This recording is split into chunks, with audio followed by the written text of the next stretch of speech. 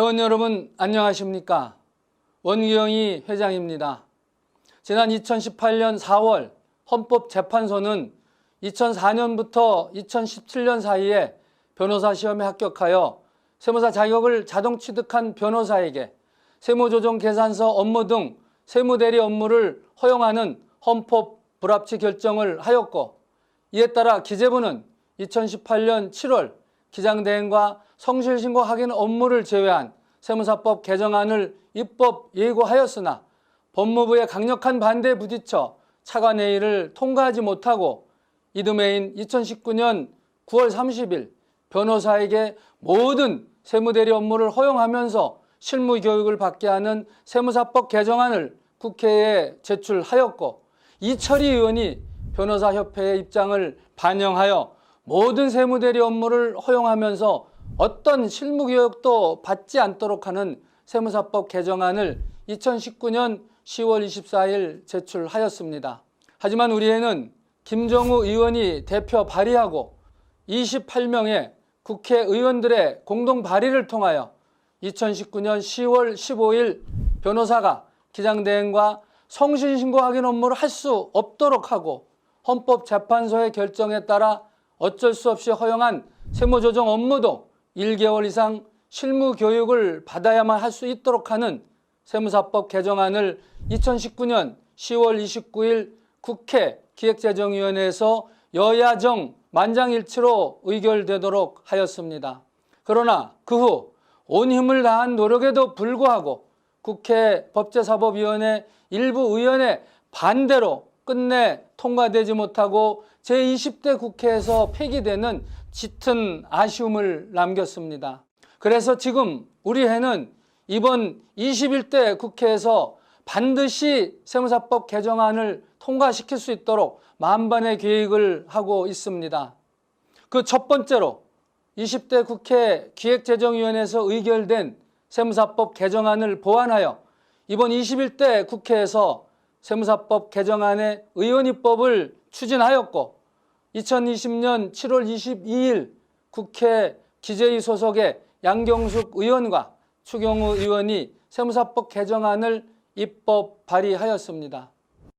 첫 번째, 양경숙 의원이 대표 발의한 세무사법 개정안은 20대 국회에서 의결된 대안과 동일하게 변호사에게 허용하는 업무에서 기장대행과 성실신고 확인 업무를 제외하고 허용하는 세무조정 등의 세무대리 업무 수행을 위한 실무교육 기간을 1개월에서 3개월로 변경하여 회계 및 세무 전문성 없는 변호사가 회계 업무는 할 수 없도록 하였습니다.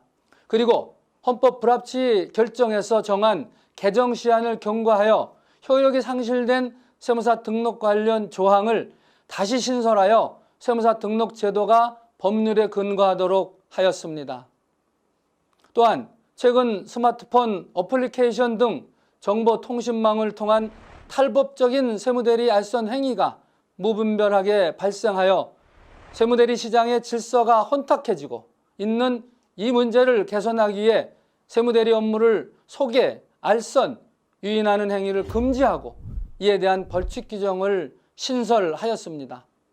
이는 20대 국회 기획재정위원회에서 의결된 개정안에 있는 소개, 알선 행위 금지에 더하여 유인 행위도 추가로 금지하여 보다 명확하게 탈법적인 세무대리 알선 행위가 금지되고 처벌할 수 있도록 한 것입니다.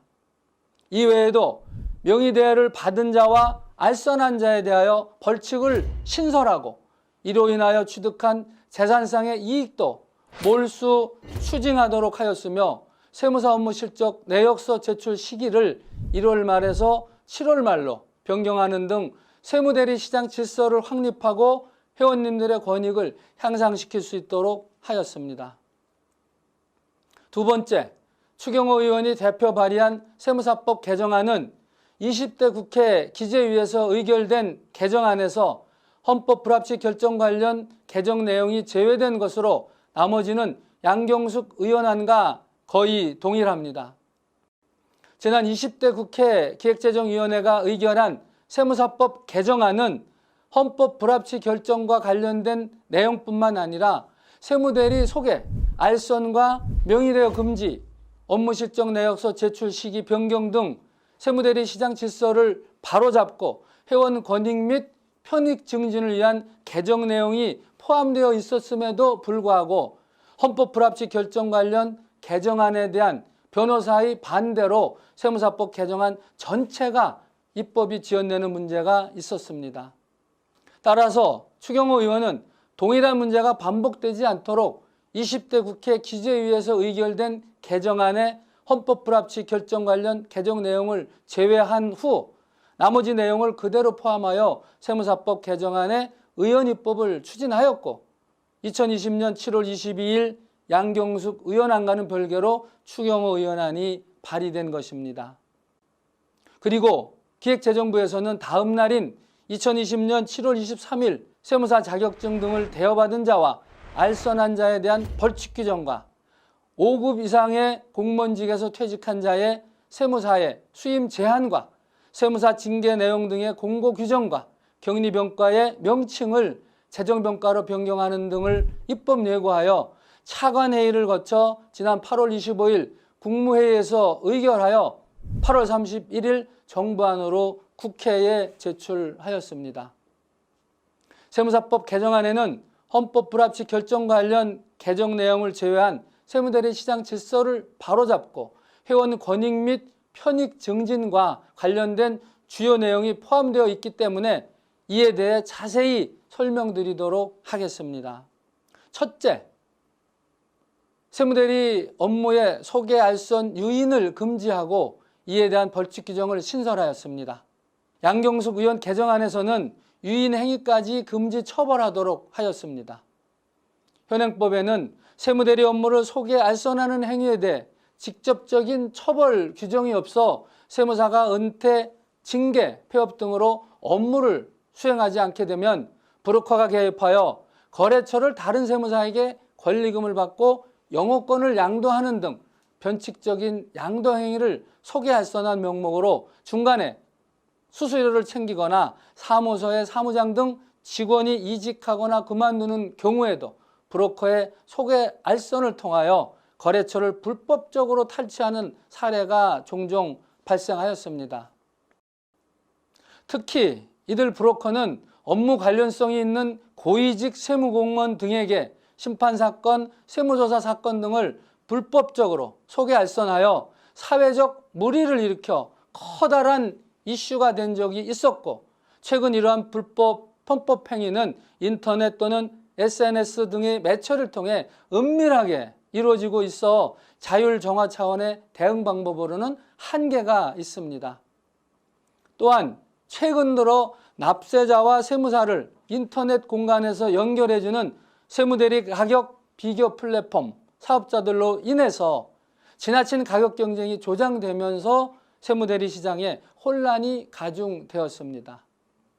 세무대리 가격 비교 플랫폼 사업자와 위임 계약이 체결되면 수임료 일부를 소개 수수료로 지급하는데 납세자로부터 받은 6개월치 이상의 수수료를 플랫폼 사업자에게 일시금으로 지급하는 경우도 빈번하게 발생하고 있습니다. 결국 알선 수수료 등의 지급으로 인한 저가 수임에 따른 세무대리 서비스 품질 저하가 발생하게 되고 장기적인 관점에서 납세자뿐만이 아니라 수임한 세무사도 피해를 보게 되는 것입니다. 그렇지만 이번 개정안이 통과되면 무자격자뿐만 아니라 전문 자격사 등을 포함하여 누구든지 세무대리 업무를 소개, 알선, 유인하는 행위를 하지 못하게 되고 세무사뿐만 아니라 세무법인에 대해서까지 세무대리 업무, 소개, 알선, 유인 행위가 금지되므로 보다 공정한 세무대리 업무 수임 질서가 확립될 수 있을 것입니다.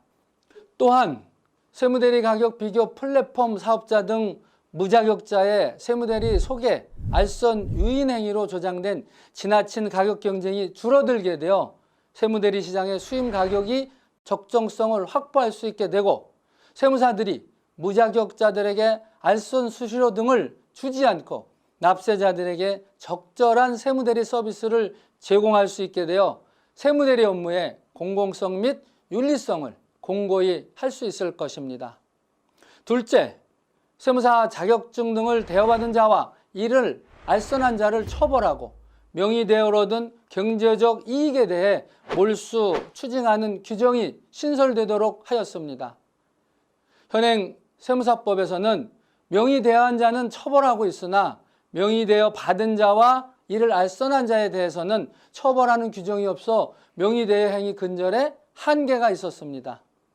이에 개정 규정을 통해 불법적 명의대여 행위와 관련된 모든 자를 처벌하고 불법적 명의대여로 발생하는 이익까지 몰수 추징함으로써 보다 엄격하게 명의대여를 규제함은 물론 불법적인 명의대여 행위를 뿌리 뽑아 명의대여 받은 자에 의한 불합리한 가격 경쟁을 줄이고 세무대리 수임 가격을 적정하게 확보할 수 있게 되고 무자격자들의 알선 수수료의 부담이 납세자들에게 전가되는 문제를 방지하여 납세자들에게 적정한 세무대리 서비스 제공이 가능하게 된 것입니다. 셋째, 세무사 업무실적 내역서의 제출 시기를 매년 1월 말에서 7월 말로 변경되도록 하였습니다. 현행법은 세무사의 수임액 및 수임 건수 등에 대해 매년 1월 말까지 제출하도록 되어 있어 회원님께서는 거래업체 등의 결산 업무와 연말정산 준비 등으로 분주한 1월에 업무실적 내역서를 제출해야 하므로 업무 부담이 가중되고 세무사의 소득은 종합소득세 성실신고가 끝나는 6월 말에 확정됨에 비추어 정확한 소득을 제출하기 어려울 수 있어 불성실 신고로 의심받거나 수정사항이 발생되면 재신고해야 하는 불편함이 있습니다. 따라서 업무실적 내역서의 제출 시기를 매년 1월 말에서 7월 날로 변경하면 회원님의 업무 부담이 완화될 것입니다. 넷째, 5급 이상 공무원직에서 퇴직한 세무사는 퇴직 전 1년부터 퇴직한 때까지 근무한 기획재정부, 국세청, 조세심판원 등에서 처리하는 사무와 관련된 세무대리를 1년 동안 수임할 수 없도록 하였습니다. 그동안 일부 고위직 세무공무원은 퇴직 후 최종 근무지의 사업소를 개설하여 퇴직 전 형성된 납세자와의 관계를 바탕으로 기존 회원사무소의 수임업체와 계약하거나 기존 회원사무소 경력직 직원을 무리하게 채용하는 사례가 있었고 또 과거 지휘감독 관계를 활용하여 현직 세무공무원과 유착관계를 형성하는 등 세무대리 시장 질서를 어지럽히는 사례가 있었습니다. 이에 대해 현행법은 공직퇴임 세무사 여부를 신고하고 세무사가 세무조사 업무 등에 종사하는 공무원과의 연고관계 등을 선전할 수 없도록 하는 등의 예방조치를 두고 있으나 근본적인 문제 해결에는 한계가 있다는 지적이 있어 개정안과 같이 고위공직 퇴임세무사의 수임을 제한하여 세무공무원 출신 세무사의 전관 예우 및 전현직 공무원 간 유착 등 비행위를 근절하고 세무사에 대한 납세자의 신뢰가 향상될 수 있을 것입니다. 다섯째, 세무사 등록사항 변경 신고 사유를 세무사법에 명확히 규정하였습니다. 현행법에 따르면 세무사 등록사항 변경 신고를 하지 않으면 1년 이하의 징역 또는 1천만 원 이하의 벌금이나 기획재정부 징계를 받도록 규정되어 있으나 구체적으로 언제 변경 신고를 해야 하는지 법률에 명확히 규정되어 있지 않습니다. 따라서 회원님들은 세무사법 시행령 및 시행규칙에 규정된 세무사 등록부에 기재해야 하는 그런 사항을 통해서 간접적으로 확인할 수밖에 없었고 주의를 기울이지 않으면 등록사항 변경 신고 사유를 구체적으로 확인하기가 어려워 형사처벌 및 징계의 위험에 노출되어 있었습니다. 이에 등록사항 변경 신고 사유를 법률에 명확히 규정하여 보다 쉽고 명확하게 등록사항 변경 신고 사유를 찾을 수 있도록 하였습니다. 여섯째, 기획재정부 장관이 세무법인의 등록을 취소하거나 업무 정지를 명한 때 또는 세무사에 대한 징계를 하는 경우 한국세무사회 회장에게 통보하고 관보에 공고하도록 하는 내용을 규정하였습니다. 현행법상에서 세무법인 등록 취소나 업무 정지의 경우 공고 및 통보에 관한 근거 법률이 없는 상태입니다.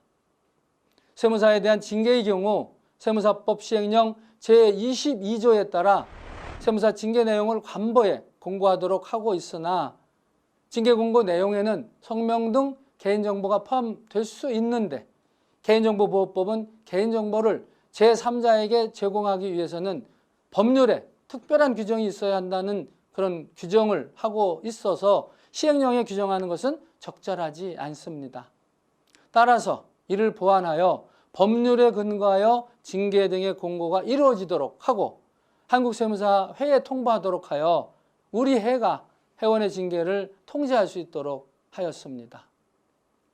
일곱째, 세무서법상 1차 시험 면제 대상자 중 대위 이상의 격리병과 장교로서 10년 이상 군의 격리 업무를 담당한 경력이 있는 자를 규정하고 있는데 2012년 12월 18일 군인사법 개정으로 격리병과의 명칭이 재정병과로 변경되었기에 세무사법상 격리병과의 명칭을 재정병과로 변경하여 법령상 명칭이 통일될 수 있도록 하였습니다. 그러나 안타깝게도 또 대한변협은 대한변협의 임원을 지낸 변호사 출신의 무소속 양정숙 의원과 10명의 국회의원들을 통해 지난 8월 18일 20대 국회에서의 이철희 의원 법안과 같이 위헌성을 해소하고 헌재 결정 취지에 부합하고 국민의 선택권을 보장한다는 미명하에 세무사 자격을 가진 변호사에게 순수 회계 업무인 회계 업무 작성과 성실신고 확인 업무를 포함한 모든 세무대리 업무를 허용하는 세무사법 개정안을 의원 입법으로 발의를 하였습니다. 참 변호사들의 욕심은 끝이 없습니다. 2017년 12월 26일 변호사 시험 합격자에 대한 세무사 자동 자격 취득을 완전히 폐지하였고 2018년 이후 변호사 시험 합격자들은 세무사 자동 자격을 받을 수 없게 되었습니다.